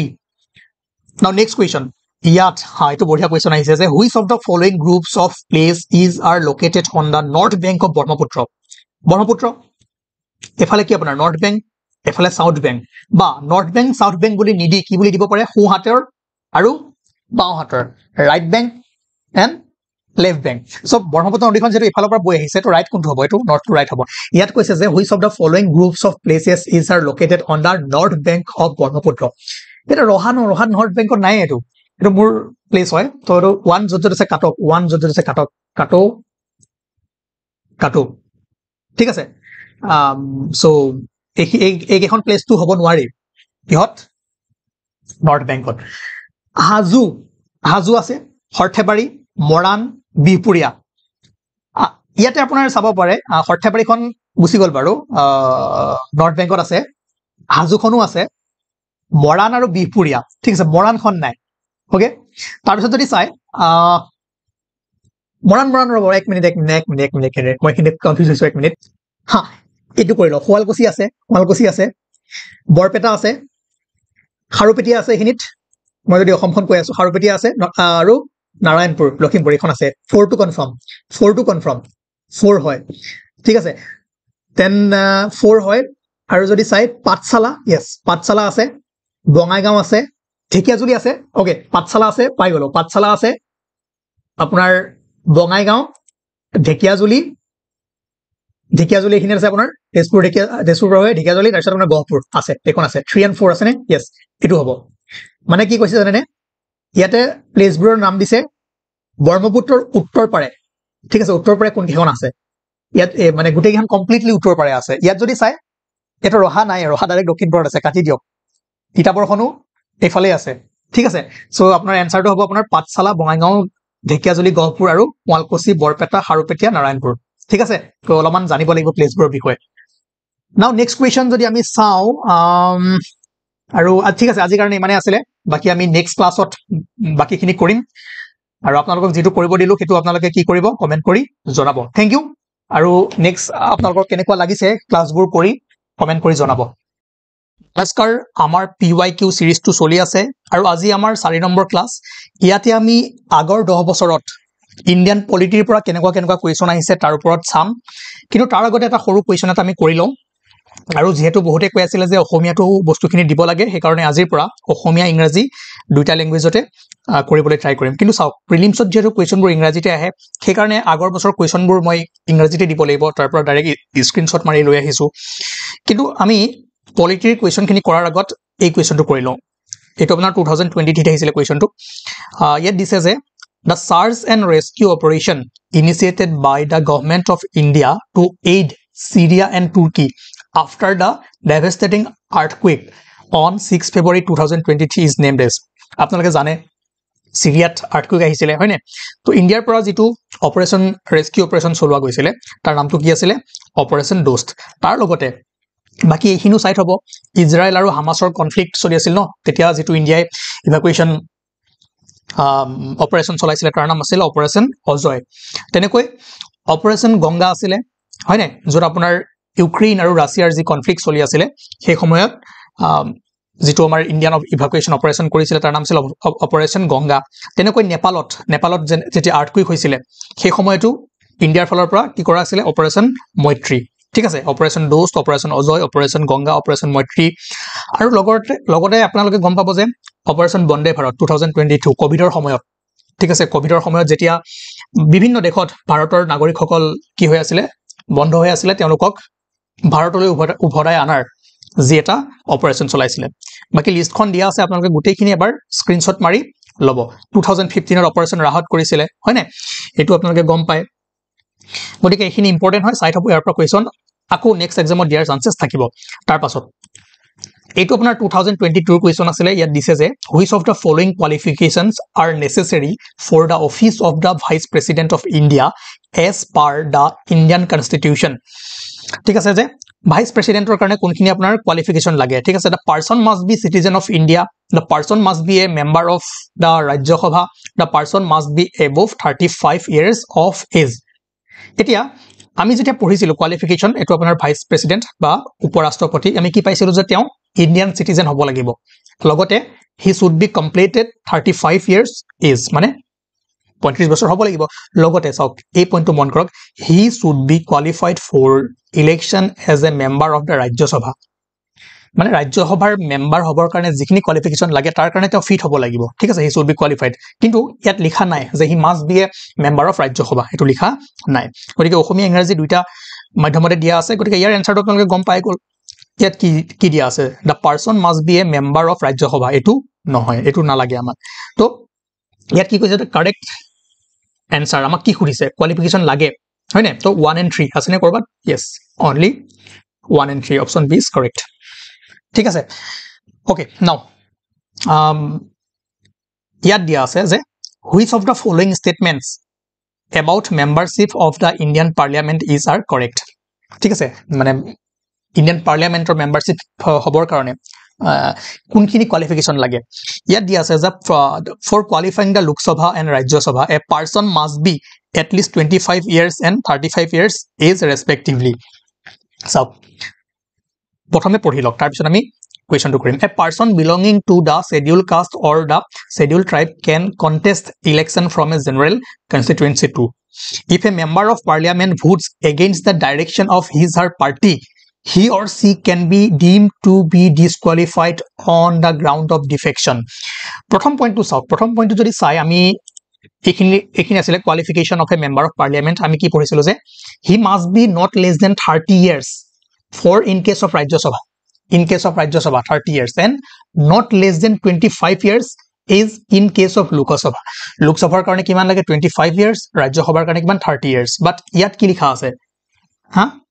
25 years for Lok Sabha 35 years for Rajya Sabha etu bhul hoy ase amak kintu ki khudise question to পঢ়িব which of the following statement about membership of the Indian Parliament is are false correct খুদা নাই so জানিলেও এই বস্তুটো যদি ভালৰে নপঢ়ে এনসাৰটো ভুল হৈ আহিব গতিকে এটো ফলস আমি পাই গলো ঠিক আছে এটো ফলস বাকি এই দুটা কারেক্ট নে শুদ্ধ নে ভুল আমি চাবলৈ গৈ আছো a person belonging to the scheduled caste or the scheduled tribes can contest election from a general constituency to be পাৰে পাৰে যদি আপোনালোকে ভালদৰে ক্লাছখিনি কৰিছে গম পাব তাৰ পাছত if a member of the parliament vote against the direction of his her party মানে ধৰক এতিয়া কংগ্ৰেছে ধৰক এটা কিবা মোচন এটা অংশগ্ৰহণ কৰিব গৈছে তাত ভোট দিব লাগে তাৰ এটা মেম্বাৰে কি কৰিছে তাৰ বিপক্ষে দি দিছে তো সেই ক্ষেত্ৰত কি হয় ডিসকোয়ালিফাইড কৰি দিব পাৰে সেই পাৰ্টিটোৰ পৰা ঠিক আছে তো এটা লিখা আছে if a member of parliament vote against the direction of his her party he or she can be deemed to be disqualified on the ground of defection yes this is also correct so কোনটো ভুল আছে only one false কৰিছে ঠিক আছে তো এটো আপোনালোকে চাব নাও তাৰপিছত আমি এটো ভাইস প্ৰেসিডেন্টৰ যিখিনি এলিজিবিলিটি ক্ৰাইটেৰিয়া এখিনি চালো তাৰপিছত এখিনি আপোনাৰ মেম্বাৰ অফ পাৰ্লিয়ামেন্টৰ কাৰণে চালো ৰাজ্যসভা লোকসভা লগতে যেহেতু আমি পঢ়িছোৱে সেই কাৰণে প্ৰেসিডেন্ট বা ৰাষ্ট্ৰপতিৰ অৰ্হতাখিনি চাই লওক একেই প্ৰায় he should be a citizen of India হ'ব লাগিব he should be completed 35 years age but এটা মনত ৰাখিব যে he should be qualified for election as a member of Lok Sabha ঠিক আছে এটো লোক সভা আৰু ইয়াৰ আপোনাৰ ৰাজ্যসভা সো এটো সৰু সৰু ডিফাৰেন্স বাকি ইমান সমস্যা নাই তাৰপিছত next question দিছে যে which of the following is are not parts of the directive principle of state policy DPSP ৰ কোনটো পাৰ্টস নহয় এতিয়া ভালদৰে যদি মন কৰে uniform civil code for citizens কিমান আছিল আৰ্টিকেল 44 DPSP ৰ হয় না আৰু কোনটো লিবাৰেল ইন্টেলেকচুৱেল ঠিক আছে হেতু পাৰ্টত আছিল গান্ধীয়ান আছিল নে আৰু কি আছিল আপোনাৰ DPSP কেটা সোশ্যালিস্টিক প্ৰিন্সিপল গান্ধীয়ান প্ৰিন্সিপল আৰু লিবাৰেল ইন্টেলেকচুৱেল প্ৰিন্সিপলস ইয়াৰ ভিতৰত যদি চাই এটো DPSP আন্ডাৰত আছে আৰ্টিকেল 44 তাৰ পাছত promotion of international peace and security এটো আছিল এটো আপোনাৰ হেৰিত আছিল লিবাৰেল ইন্টেলেকচুৱেল প্ৰিন্সিপলত আছিল আপোনাৰ আৰ্টিকেল 51 মনত ৰাখিব তাৰ পাছত যদি চাই organisation of agriculture and element হাজবেণ্ডাৰী এটো হয় ঠিক আছে এটো আমি পাইছিলো এটো DPSP ত আছে কিন্তু ভালদৰে যদি মন কৰে right of minorities to establish and administer educational institution এটো কি আছে আপোনাৰ ফান্ডামেন্টাল ৰাইটৰ পৰা আছে ঠিক আছে তো ইয়াত কি খুৰিছে which of the following is are not parts so কোনটো 3 so answer কি হ'ব D only 3 এটো আপোনাৰ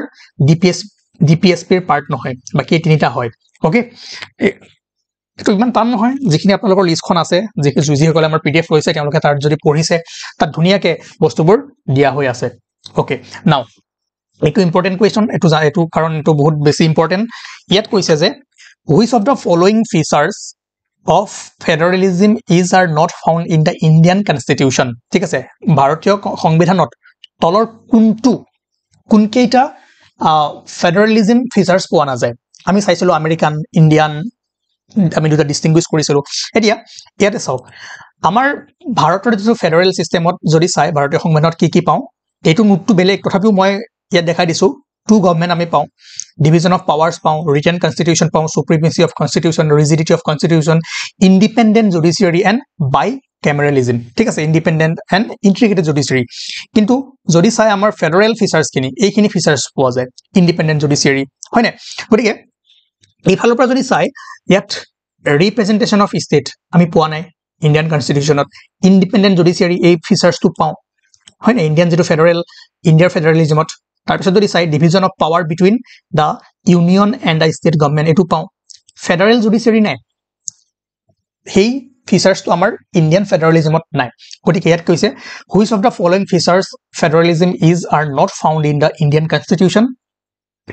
representation of state and federal judiciary 1 and 4 আসনে কৰবাত 1 and 4 yes so option A is correct ঠিক আছে now next question খুৰিছে যে which of the following articles of the Indian constitution enables the state to make provision for reservation in public employment in favor of backward class আপোনালোকে ইয়াৰ লগত এটা বস্তু মন কৰিব যে এটো আৰ্টিকেল 16 কত গল yes আৰ্টিকেল 16 ত আমি কি পাও equality of opportunity in public employment ৰাজহুৱা নিয়োগত সুযোগৰ সমতা কিন্তু ইয়াত যদি চাই আমাক আৰ্টিকেল 16 এ কি কয় provides for equality of opportunity for all citizens in matter of employment or appointment to any office under state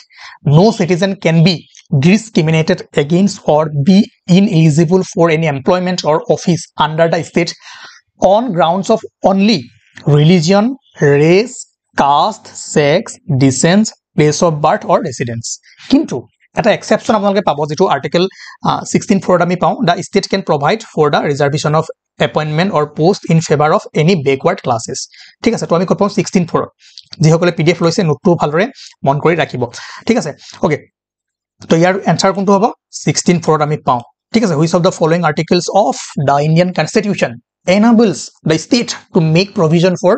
reservation in public employment in favor of backward classes. ঠিক আছে তার পাছত এটো ইম্পর্টেন্ট এটো অলপমান কনসেপচুয়াল কোয়েশ্চন ইয়াত কি কৈছে which of the following statements these are not correct ঠিক আছে about the creation of a new states by a parliament under the article 3 of the Indian Constitution মই নোটটো আনিছো নাই নাজানো under the article 3 আপোনালোকে জানে হয় না যে article 3 আমি কি পাও parliamentary to power আছে যে কি কৰিব পাৰে increase the area of any state হয় না diminish the area of any state alter the boundary of any state alter the name of any state তো এই মই নোটটো কমপ্লিটলি আনিব পাহৰিলো তথাপিও ইয়াতে মই কৈ গৈ আছো যে ইয়াত কৈছে Parliament under the Article 3 of the Indian Constitution, the President of India is required to refer such a bill to the affected state or states in order to know each their view. Yes, views আনিবৰ কাৰণে প্ৰেসিডেন্টে কি কৰিব এটো পঠিয়ায় ঠিক আছে পঠিয়াই দিয়ে কলৈ যিখন ষ্টেটৰ কাৰণে বনাব যিখন ষ্টেটৰ কাৰণে এক বনাব বা ৰুল বনাব বা কিবা সেই ষ্টেটখনৰ খালখনৰে কৰিব তাৰ কাৰণে সেই যিখন affected state আছে তাক কি কৰিব সেইখনৰ তালৈকে president of India is required to refer such a bill to the affected state or states in order to know its their view. Okay, eto correct. তাৰ পিছত যদি চাই the president is bound to accept the opinion এইটো ভুল আছে কিয় is not bound ঠিক আছে the president is not bound to accept the opinion or view of the affected states in making recommendation to the parliament. So eto মনত ৰাখিব যে article 3 under President is not bound to it. Incorrect way as a types of the side. The parliament cannot introduce a bill to this effect without the prior recommendation of the president. Yes, etu hoy. Say a bill khon introduce korar agot ki koribo lagibo president or permission lobo lagibo recommendation lobo lagibo without recommendation ketiao introduce koribo nware. To ami jodi saw a 1 and 3 is correct but amak khudise ki is which is not correct. 2 is not correct. So only 2. Option B is only 2 is incorrect. Okay. Answer to only 2. But ইয়াত যদি say incorrect statement কোনটো এইটো so এইবোৰ পঢ়িব লাগিব নহলে আমাৰ সমস্যা ৰাতে হৈ যায় তাৰ পাছৰ কোৱেশ্চনটো যদি আমি চাও এক মিনিট okay এইটো আগে কৰি লম এইটো আপোনালোকৰ homework hobo kionu yet moi bostu eta di asu yet koise which of the following fundamental rights are available only to the citizens of India ঠিক আছে কোনটো right to equal opportunity in the matter of public employment equality before law right to freedom of religion right to freedom under article 19 yet koise kun keita yar bhitorot kun keita okol only for the citizens of India karone available ase so ami koisilu je the fundamental rights guaranteed by article 15 16 19 29 30 are available only to citizens of India eketa only eketa ki hoy ase apnar eketa apnar fundamental rights fr only to the citizens of India etia ei list khon pause korok saw yat kun keita ase 15 16 19 30 ot ki ase saw 15 ot ki ase prohibition of discrimination on this tarshot ki ase ebar pori phale এই কোৱেশ্চনটো কৰিব পাৰিব ঠিক আছে okay এটো homework নাও এই কোৱেশ্চনটো মন কৰক এটো বহুত বেছি ইম্পৰ্টেন্ট কোৱেশ্চন কাৰণ এই কোৱেশ্চনটো কৰিলে না বহুখিনি কনসেপ্ট ক্লিয়াৰ হৈ যাব ঠিক আছে আৰু অলপমান আইডিয়া পাব চাওক ইয়াত কি কৈছে consider the following statements regarding the election commission of India কিন্তু ইয়াত এটা বস্তু মন কৰিব এনেকা যেতে ডাঙৰ কোৱেশ্চন দিয়ে আমি পঢ়ি যাও অপচনবোৰ পঢ়ি আমি মাইন্ডত কি কৰো কোনখিনি শুদ্ধ কাৰণ আমি নোটবোৰ পঢ়িছো নোটবোৰ পঢ়ি পেলাই আমাৰ শুদ্ধখিনি মাইন্ডত আহি যায় কিন্তু ইয়াত কি হতিছে চাওক সিলেক্ট দা ইনকাৰেক্ট স্টেটমেন্ট ঠিক আছে ইনকাৰেক্ট স্টেটমেন্ট এই কাৰণে এটো পঢ়িব কাৰেক্ট হতিছে নে ইনকাৰেক্ট হতিছে এই বস্তুতে বহুত ভুল কৰি দিয়ে আপুনি জানিলেও এনসাৰটো ভুল হৈ যায় প্ৰথম স্টেটমেন্টটো পঢ়ক কি কৈছে the election commission of India is a body constitutionally empowered to conduct free and fair election, yes, to the national and state legislature, including the panchayat. So এই পইণ্টটো এই ষ্টেটমেণ্টটো ভুল কৰি দিছে কাৰণ আমি পঢ়িছিলোঁ কি পঢ়িছিলোঁ যে ইট মাষ্ট বি নোটেড এইটো আপুনি মন কৰিব লাগিব যে যি পঞ্চায়ত ইলেকশ্যন হয় সেই পঞ্চায়ত ইলেকশ্যন কোনে কণ্ডাক্ট কৰে ষ্টেট ইলেকশ্যন কমিশ্যনে ঠিক আছে so it must be noted here that election commission of India is not concerned with the election to panchayats and municipalities ঠিক আছে so এইটো আমাৰ কি হল ইনকাৰেক্ট ষ্টেটমেন্ট আমাক ইনকাৰেক্ট বিচাৰিব দি আছে ঠিক আছে so ইনকাৰেক্ট যেটো বিচাৰিব দি আছে অপচনত কি যত যত 1 আছে তাক এলিমিনেট নকৰিব আমাক এটো লাগে ইনকাৰেক্ট লাগে so 1 থাকে কি আমি ৰাখিম ঠিক আছে স্টিল আমি যেহেতু এটা কৰি আছো সেই কাৰণে আমি গুটেখিনি পঢ়ো কিন্তু পৰীক্ষাত এই ট্ৰিক্সবোৰ ইউজ কৰিব এলিমিনেট কৰিব ট্ৰাই কৰিব দুই নম্বৰটো পঢ়ক দুই নম্বৰটো কি কৈছে the power of election commission of India is derived from article 324 of the constitution of India হয়নে নহয় yes আমি জানো article 324 of the constitution of India provides the power হয় নাই অসমীয়াটো আছে ইংৰাজীটো আছে ঠিক আছে যি সকলে মোক কমপ্লেইন কৰি আছিল যে অসমীয়াটো আনিব কি বস্তুখিনি আছে আপোনালোকে স্ক্ৰিনশ্বট মাৰি পঢ়ি ল'ব সো এটো শুদ্ধ এই ষ্টেটমেন্টটো কাৰেক্ট এতিয়া কাৰেক্ট মানে কি যত 2 আছে তাক আমি এলিমিনেট কৰিব লাগে এটো এলিমিনেট কৰক এটো এলিমিনেট কৰক এটো এলিমিনেট কৰক এ বি এল হৈ গল থাকিল কি আমাৰ সিএনডি এতিয়া এটা কথা মন কৰিব আমি 1 to ইনকাৰেক্ট বুলি অলৰেডি গম পালো 2 is correct বুলি গম পালো সো এতিয়া অপচনত খেলা কৰি আপুনি এই বাকি দুটা যদি নাজানে তথাপিও আপোনাৰ এনসাৰ ওলাই আছে কেনেকৈ 1 যদি ভুল 2 যদি কাৰেক্ট আমাক ইনকাৰেক্ট উলিয়াব দিছে হয় না সো ইনকাৰেক্ট উলিয়াব দিয়া মানে কি 2 থাকাকে এটাটো 2 যত 2 আছে কাৰেক্ট আমি কাটিলো সো ইনকাৰেক্ট 1 জানো কিন্তু বাকি দুটা আমি পঢ়া নাই সো 1 এটা আছে সো 1 এটাই হৈ গল 1 and 4 সো এইটো এনসাৰে হল হয় কিন্তু তথাপিও আমি এটা কৰি চাও ইয়াত কি কৈছে যে Rajiv Kumar is the present chief election commissioner who join his office on 15 মে 2024 এটো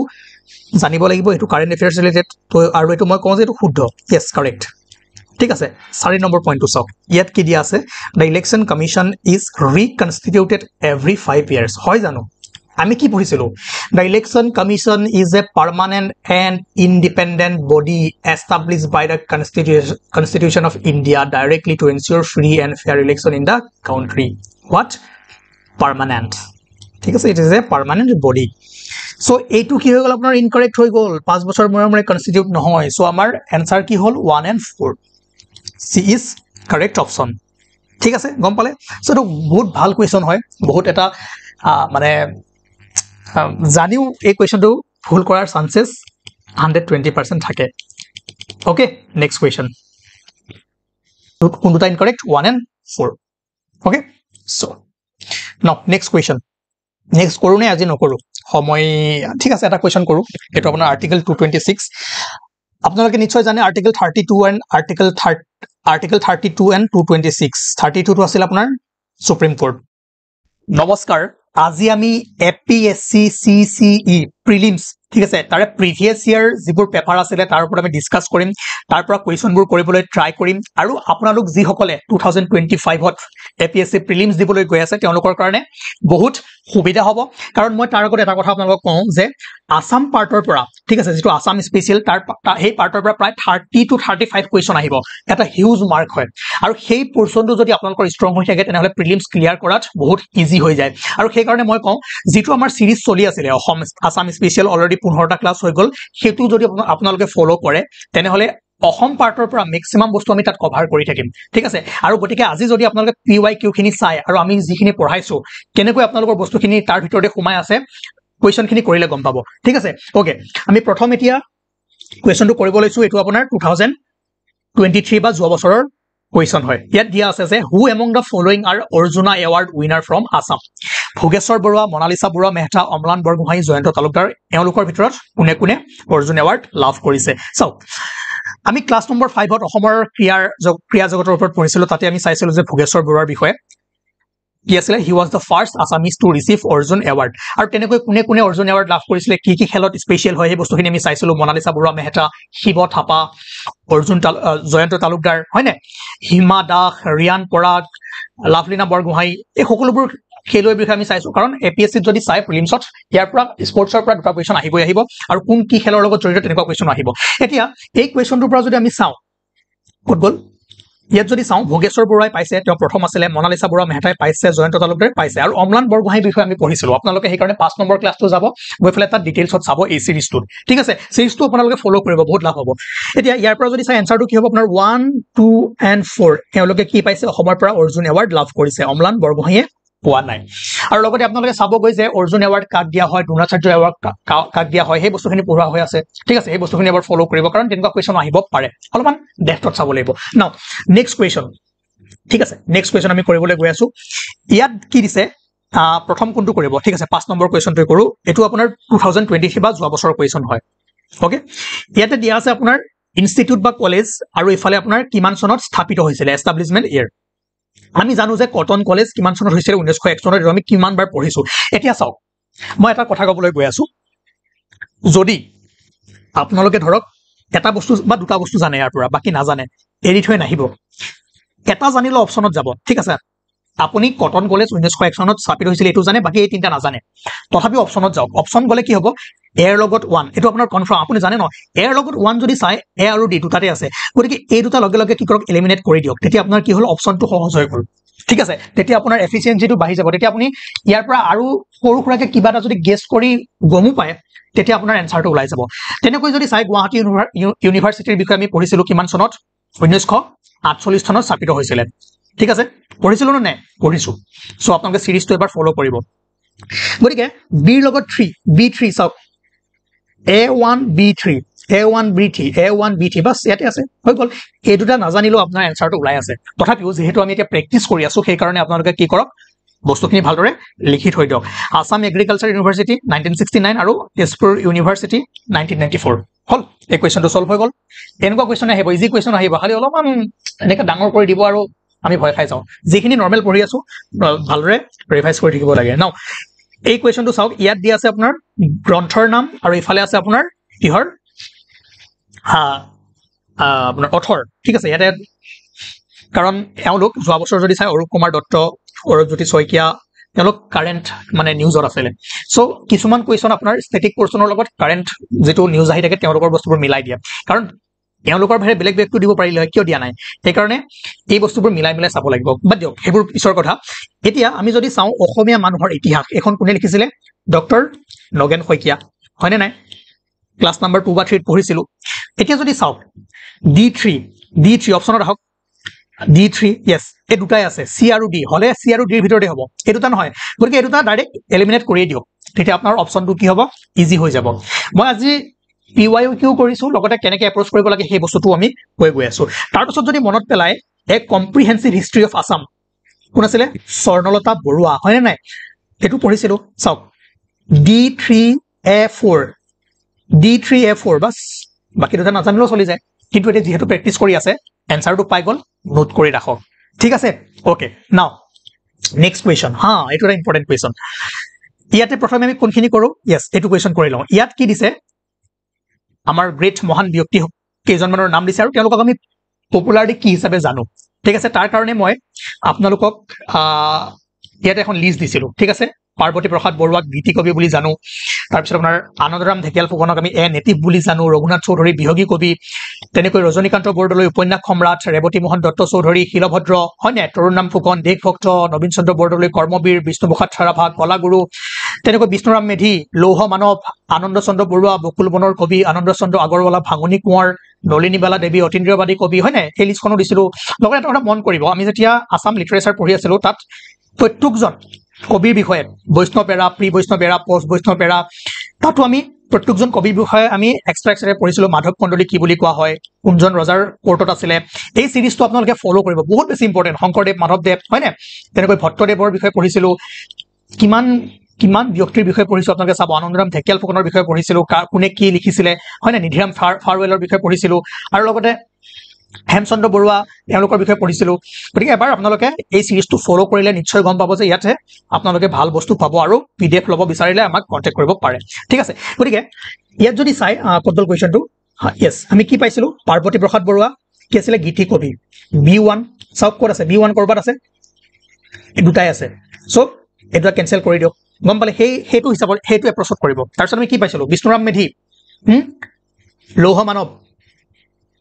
হেমচন্দ্ৰ বৰুৱা বা হেম বৰুৱা কি আছিলে ত্যাগবীৰ আৰু আনন্দীৰাম দাস বন কোঁৱৰ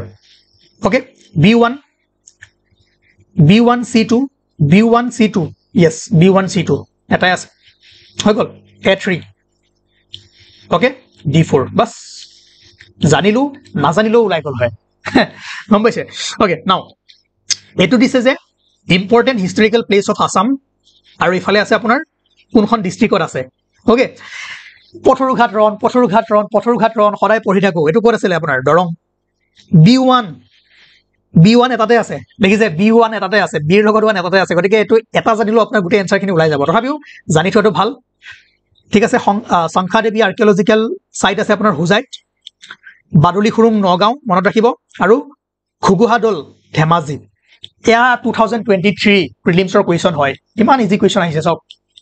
একিটা যদি কৰিব নোৱাৰে কি হ'ব সেই কাৰণে আসাম পাৰ্টটো ষ্ট্ৰং কৰিব লাগিব তেতিয়া ইজি বহুত বেছি মাৰ্কস আহাৰ মানে কাট অফ ক্লিয়াৰ কৰাৰ চান্সেস বাঢ়ি যায় ওকে ঠিক আছে তাৰ পাছৰ কোৱেশ্চন এটো আপোনাৰ 2015 মানৰ পৰা এটা কোৱেশ্চন কৰো what is the name of da first Assamese grammar book কি আছিল গ্ৰামাৰ অফ আসামিজ ল্যাঙ্গুৱেজ তাৰ পাছত what is the first Assamese play based on ৰামায়ণৰ আধাৰত নিৰ্মিত প্ৰথম অসমীয়া নাটক কি আছিল ক্লাস নাম্বাৰ 1ত কৰিছিল আমি ৰাম বিজয় তাৰ পাছত এটো ইম্পৰ্টেন্ট কিয় হয় south a famous writer from Arunachal Pradesh এটো আপোনাৰ 2014-12 ইমান বা 16 ইমান মানতে আহিছিল a famous writer from Arunachal Pradesh was conferred the Sahitya Akademi award in the Assamese language category যে অৰুণাচলৰ তেও ৰাইটাৰ কৰ হয় অৰুণাচলৰ হয় কিন্তু অসমীয়া ভাষাৰ ক্যাটেগৰীত সাহিত্য একাডেমি বঁটা লাভ কৰিছিল কোনখন কিতাপৰ কাৰণে মৌন উঠ মুখৰ হৃদয় মনত ৰাখিব ঠিক আছে মৌন উঠ মুখৰ হৃদয় এখনৰ কাৰণে কোনে ইএসএ দৰ্জি থাংসাই তেওঁ পাইছিলে ঠিক আছে মনত ৰাখিব কিয় ইম্পৰ্টেন্ট হয় অৰুণাচলৰ কিন্তু পাইছিলে অসমীয়া ভাষা ক্যাটেগৰী ঠিক আছে ওকে তাৰ পাছৰ কোৱেশ্চন বিষ্ণু ৰাভাক কোনে কলাগুৰু উপাধি দিছিলে সৰ্বপল্লী ৰাধা কৃষ্ণনে ঠিক আছে who gave the Kalaguru title to Bishnu Prasad Rabha এটো আপোনাৰ 2013 মানৰ কোৱেশ্চন আছিল now the name of the autobiography of doctor Rubul মাউতৰ আত্মজীৱনীখনৰ নাম কি আছিল মোৰো এটা সপোন আছিল চাও এবাৰ মোৰ লাগি আছে এটো প্ৰিলিমছত আত্মজীৱনীৰ ওপৰত এটা কোৱেশ্চন দিব পাৰে আৰু সেই কাৰণে মই আপোনালোকক এখন লিষ্ট দিছিলো ঠিক আছে কিছুমান মহান অসমীয়া ব্যক্তিৰ আত্মজীৱনী autobiography of some Assamese great personalities সাব মিলাবলৈ দিব এনেকে যিখিনি কোৱেশ্চন কৰিছিল এনেকৈ মিলাব দিব যে লক্ষ্মীনাথ বেজবৰুৱাৰ অটোবায়োগ্ৰাফি বা আত্মজীৱনীখনৰ নাম আছিল মোৰ জীৱন সোঁৱৰণ হৰকান্ত শৰ্মা মজুমদাৰ বৰুৱা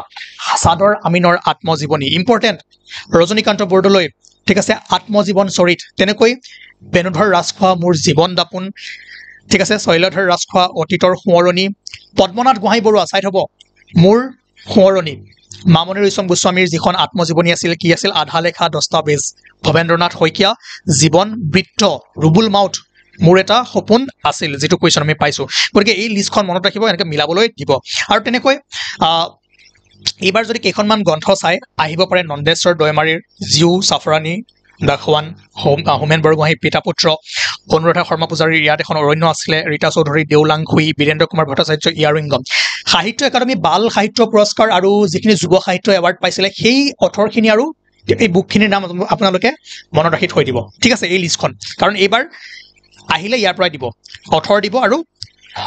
বুকখনৰ নাম যেনেকৈ বিপন্ন বিস্ময় খেল ৰঞ্জু হাজৰিকা হয়নে মিলাব দিব বুহুমা বৈনিবিউ ভি জেকোভা মেছহাৰী কাৰণ এই দুখন গ্ৰন্থৰ বাবে সাহিত্য একাডেমি বাল সাহিত্য পুৰস্কাৰ লাভ কৰিছিলে 2024ত কোনে কোনে অসমৰ পৰা ৰঞ্জু হাজৰিকা আৰু ভি জেকোভা মেছহাৰী তেনেকৈ সাহিত্য একাডেমি যুৱ পুৰস্কাৰ এই তিনজন ব্যক্তি অসমৰ পৰা লাভ কৰিছিলে এবাৰ কোন কোন আছিল নয়নজ্যোতি শৰ্মা সুতুপা চক্ৰৱৰ্তী আৰু সেলফ মেড ৰাণী বড়ো ঠিক আছে গতিকে এই কিতাপখিনি জাল কটা জুই কোনে লিখিছে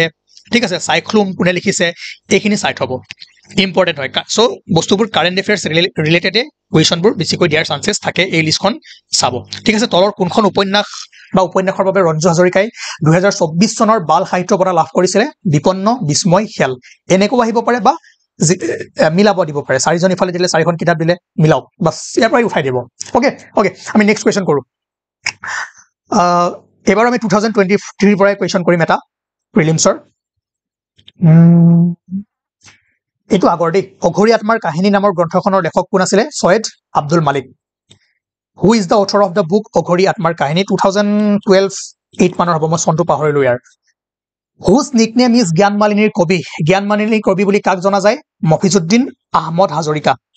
ওকে এনেকুৱা কোৱেশ্চনে আহিব তাৰ পাছৰ কোৱেশ্চন এইটো কৰিব পাৰে যে ইয়াতে আপোনাৰ বুকৰ নাম দিয়া আছে কিতাপৰ নাম আৰু এফালে আপোনাৰ এফালে অথৰ আৰু এফালে বুক লিষ্ট 1 লিষ্ট 2 মিলাব দিছে ঠিক আছে হেয়াই এনেকুৱা কোৱেশ্চন আহিব পঢ়িছিলো ক্লাছ নম্বৰ 1ত গুণাভিৰাম বৰুৱাই কি লিখিছিলে ৰাম নৱমী মনত আছেনে যিসকলে নতুনকৈ আহিছে আমাৰ চেনেলত সাবস্ক্ৰাইব কৰিব আৰু এই সিৰিজটো এবাৰ কি কৰিব ফলো কৰিব বহুত ভাল সিৰিজ হয় ঠিক আছে তেনেকৈ আমি চাইছিলো গুণাভিৰাম বৰুৱা ক'ত গ'ল ইয়েস গুণাভিৰাম বৰুৱাৰ কি আছিল ৰাম নৱমী যিখন ফাৰ্ষ্ট আসামিজ ড্ৰামা আছিল ঠিক আছে আৰু লগতে তেওঁ আনন্দৰাম ঢেকিয়াল ফুকনৰ জীৱন চৰিত এখনো লিখিছিলে গতিকে প্ৰিলিমছ পইণ্ট অফ ভিউৰ পৰা এই সিৰিজটো বা এই পিডিএফটো বহুত বেছি ইম্পৰ্টেন্ট হয় ওকে গতিকে আনন্দৰাম তেনেকৈ বাকি কিতাপবোৰ আমি পঢ়িছিলো কৰবাত নহয় কৰবাত আপোনালোকে ক্লাছবোৰ ভালদৰে চাই ল'ব বাকি এটা কুৱেশ্যনটো যেহেতু আমি কৰি আছো PYQ কৰি আছো এতিয়া আমি কুৱেশ্যনটোতে মাথা মাৰো ঠিক আছে গুণাভিৰাম বৰুৱা কি আছিল ৰাম নৱমী A3 তেনেকৈ আপোনাৰ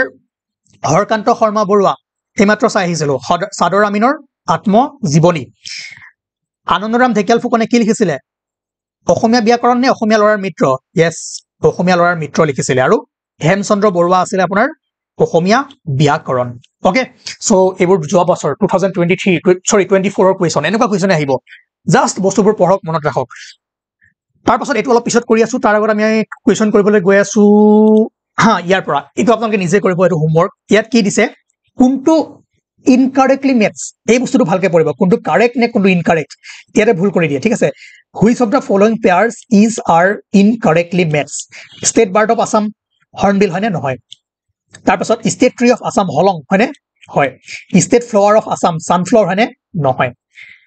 বাকি এনসাৰটো আপোনালোকে এটেম্প কৰক ৰাইনো হয়নে নহয় এটো আপোনালোকে কক আৰু ইয়াত এনসাৰটো কি হ'ব ইয়াত জানিলেও ইয়াত ভুল কৰি দিয়ে সেইকাৰণে অপচন কেইটা চাব আৰু ইয়াত কি কৈছে আৰ ইনকাৰেক্টলি মেটস ঠিক আছে এটো হোমৱৰ্ক এটো কৰিব আৰু লগতে এটোটো আমি কিমান বাৰ কৰিছো ঠিক নাই কি কৈছে which of the following autonomous council in Assam has or have been formed under the 6th schedule of the Constitution of India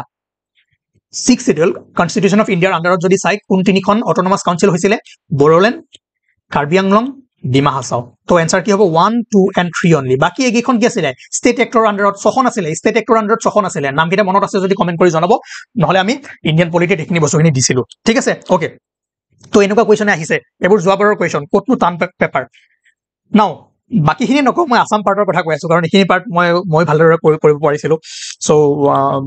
এইবাৰ এই কোৱেশ্চনটো দিছিলে যে arrange the following speaker of the Assam legislative assembly in the chronological order Pulakesh Barua Kuladhar Chaliha Debeswar Sarma Mahendra Mohan Choudhury কি কৰিব দিছে মিলাব দিছে কোন আগত আছিলে কোন প্ৰথম শেষত আছিলে তাৰ কাৰণে আপোনালোকে লিষ্টখন চাব লাগিব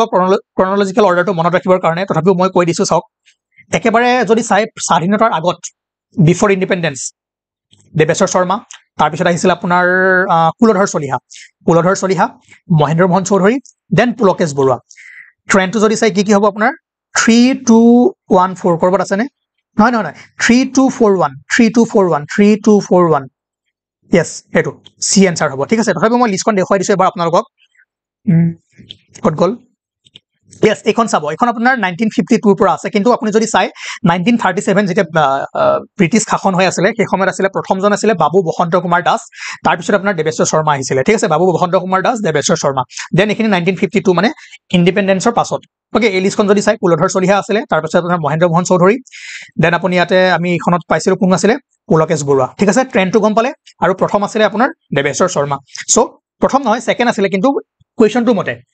ওকে হেতু আমি কৰিব পাৰিলো এটো হৈ গল এটো সেম কোৱেশ্চনে হৈ গল নাও ইয়াত দিছে যে আপোনাৰ এছ'চিয়েচন আৰু ইয়াত ফাউণ্ডাৰ কোনে ঠিক আছে কোনে প্ৰতিষ্ঠা কৰিছিল এটো জানে আপোনালোকে ইজি ইণ্ডিয়া লীগ শিশিৰ কুমাৰ ঘোষ ঠিক আছে A3 ঠিক আছে তাৰ পিছত যদি চাই ইণ্ডিয়ান এছ'চিয়েচন আনন্দ মোহন বোস মিলাব দিছে ফাউণ্ডাৰ যোৰহাট সাৰ্বজনিক সভা মনত পৰিছে নাই কোন আছিল জগন্নাথ বৰুৱা আসাম এছ'চিয়েশ্যন মানিক চন্দ্ৰ বৰুৱা বাছ মই অপশ্যনটো দিব পাহৰিলোঁ অপশ্যনটো বাদ দিয়ক ইয়াত এনচাৰটো কৰি দিছোঁ আপোনালোকে কৰি ল'ব অ'কে তাৰ পাছত দুটা হোমৱৰ্ক সেই হোমৱৰ্কটো হ'ল একেবাৰে ইজি ইয়াত কৈছে যে which of the following drama or Ankiya nuts were not composed by Sankardeva তলৰ কোনখন নাটক শংকৰদেৱে কম্প'জ কৰা নাছিল কালীয় দমন পত্নীপ্ৰসাদ কেলিগোপাল অৰ্জুন ভঞ্জন ইয়াৰ ভিতৰত কোনখন কৰা নাছিলে ক্লাছ নাম্বাৰ 1ত যদি আপোনালোকে মন কৰে আমি দিছিলো মাধৱদেৱ ন শংকৰদেৱত গ'লে ইয়েছ শংকৰদেৱৰ ড্ৰামা বোৰৰ ভিতৰত কি আছিলে পত্নীপ্ৰসাদ কালীয় দমন কেলিগোপাল ৰুক্মিণী হৰণ পাৰিজাত হৰণ ৰাম বিজয় অলমষ্ট 240 আৰু লগতে 240 বৰগীত সো ইয়াৰ পৰা যদি ইয়াৰ পৰা চাই ফেলে কোৱেশ্চনটো আপোনালোকে কৰিব পাৰিব আৰু সেইটো হোমৱৰ্ক এটো কমেন্ট কৰি জনাওক মই ভাবো আসাম পাৰ্টৰ পৰা আমি PYQ কোৱেশ্চনবোৰ এনেকৈ কৰি যাম আৰু অলৰেডি যেটো আমি সিৰিজ চলাই আছো ক্লাছ নাম্বাৰ 1ৰ পৰা আৰম্ভ কৰি ক্লাছ নাম্বাৰ 15 লৈকে যিমানখিনি হ'ল চাওক আৰু বাকি পোৰশনবোৰ আমি আপলোড কৰি থাকিম বহুত হেল্প হ'ব ঠিক আছে সিলেবাসটো ধুনিকে বুজা হৈ আছে বহুত হেল্প হ'ব আপোনালোকে পঢ়ি যাওক আৰু PDF যদি লাগে কন্টাক্ট কৰিব 8822614404 ঠিক আছে তাতে আপোনালোকে PDF টো পাই যাব 8822614404 আৰু সেই PDF টো লৈ আপোনালোকে ভালদৰে প্ৰিপাৰেচন কৰিব পাৰিব মেক্সিমাম টপিক আমি কভাৰ কৰিবলৈ ট্ৰাই কৰিম বাকি কাৰেন্ট এফেয়াৰ্সবোৰ ষ্টেটিক টপিকৰ লগত মিলাই আমি চাই যাব লাগিব থ্যাংক ইউ